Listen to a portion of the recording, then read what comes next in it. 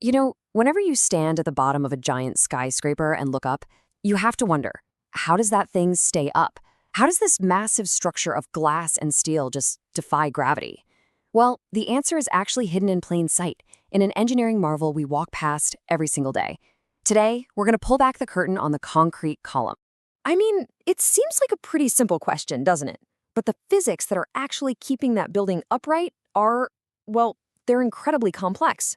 It's not just about stacking blocks really neatly. It's a constant, invisible battle against some truly immense forces. And the absolute hero of this entire story is the column. It is the fundamental element, the load-bearing workhorse that literally makes modern cities possible. You could say everything rests on its shoulders.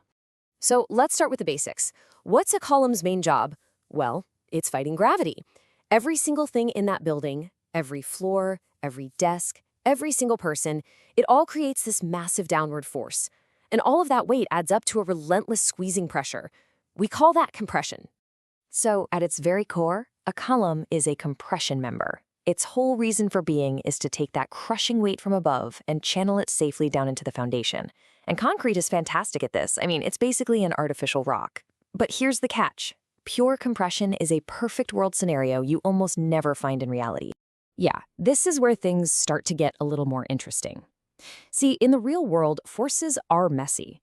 They don't just push straight down. They also push and they pull from the sides. And they're always trying to bend the column. And pure concrete? Well, let's just say bending is not its strong suit. Just think about it for a second. Nothing in the real world is ever perfectly aligned, right? So what happens when that load is just a little bit off-center? Or what happens when the wind really starts to blow? These bending forces, they come from everywhere. The beams that connect to the column, the sideways push from wind or, seismic activity, even tiny, unavoidable little mistakes during construction, all of it is working to bend the column. And if that column were made of just concrete, it would just snap. So this is where concrete gets a little help from its friend. The solution is to put a hidden steel skeleton inside it. Engineers call this reinforcement, or just rebar. And this partnership is the real secret to a column's incredible strength. And what's wild is that it doesn't even take that much steel to make a huge difference. The concrete handles the squeezing, and that little bit of steel inside handles all the stretching and bending.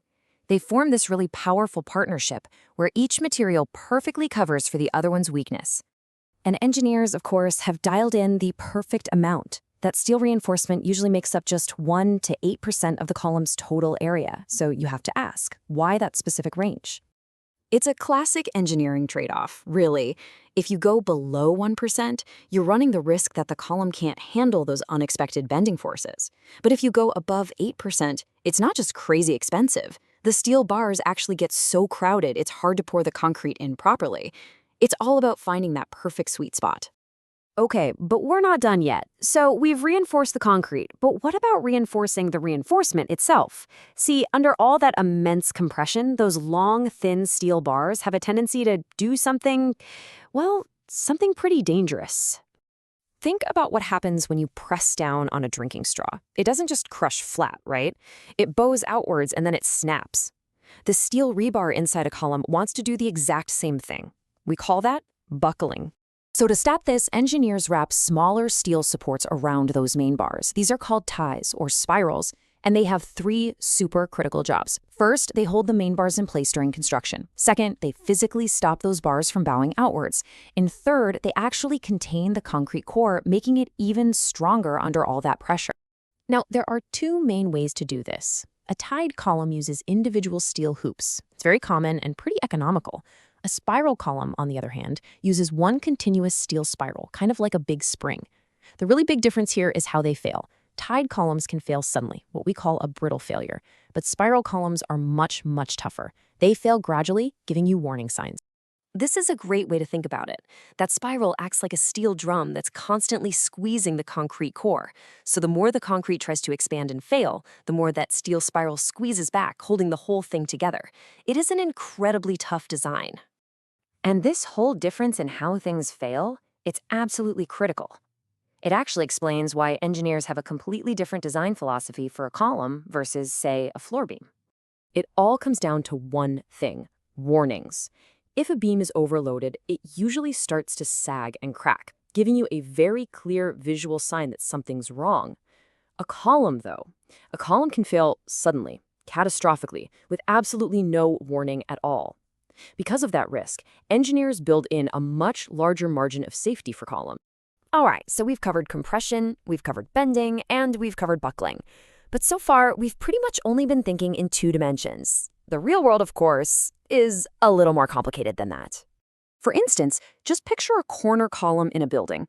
It's got beams connecting from 2 different directions, and the wind could be pushing on 2 faces of the building at the same time.